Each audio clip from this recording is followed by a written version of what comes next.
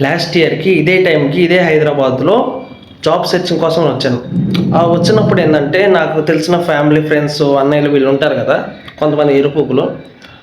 "నేను job set చేస్తానురా నువ్వుండు. నీకు కంగారు పడే పని లేదు" అది ఇది అన్నారు.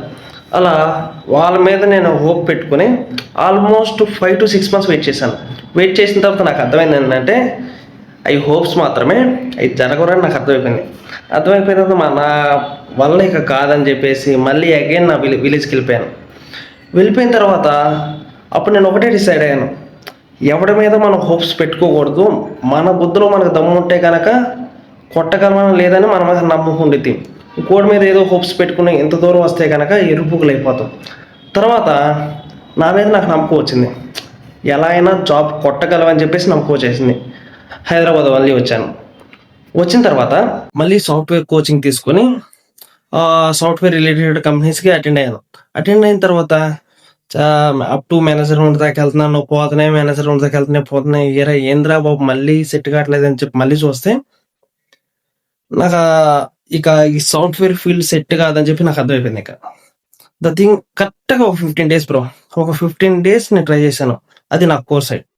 నా కోర్ సైడ్ నాకు డిజైనింగ్ అంటే నాకు కొద్దిగా ఇష్టం. సో, నా డిజైనింగ్‌కి సంబంధించిన రోల్స్ చూసాను. చూసి ఒక కంపెనీ ఒకటి సెట్ అయింది. సో, జాయిన్ అయ్యాను. అలా వెళ్తున్నాను. అలా వెళ్తుండగానే ఇంకొకటి ఒక గవర్నమెంట్ సెక్టార్‌లో ఈ డిజైనింగ్ సంబంధించిన దాని మీద టీచింగ్ రోల్స్ పడ్డాయి. మెల్లగా అప్లై చేశాను. అప్లై చేసి ఎగ్జామ్ రాశాను. ఇంటర్వ్యూస్ అటెండ్ అయ్యాను. ఎట్టకెళ్ళి క్వాలిఫై అయ్యాను. క్వాలిఫై అయిన తర్వాత ఇప్పుడు ఆల్మోస్ట్ నేను జాయిన్ అయ్యి 8 మంత్స్. ద థింగ్ ఈజ్ నేనేం చెప్పబోతున్నానంటే ఎవడి మీద మనం హోప్స్ పెట్టుకుని ఇంత దూరం రాకూడదు. ఇంత దూరం వచ్చావంటే నీ మీద నీకు నమ్మకం ఉంటే ఇంత దూరం రావాలా. సో ఎవడో మనకి ఇంత జాబ్ సెట్ చేస్తాడని నువ్వు ఇంత దూరం వస్తే కనుక ఎరుపుకైపోతావు. సో అది ఒకసారి చూసుకో.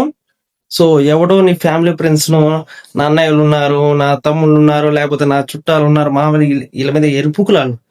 వాళ్ళని నమ్మి నువ్వు ఇంత దూరం రా మాకు.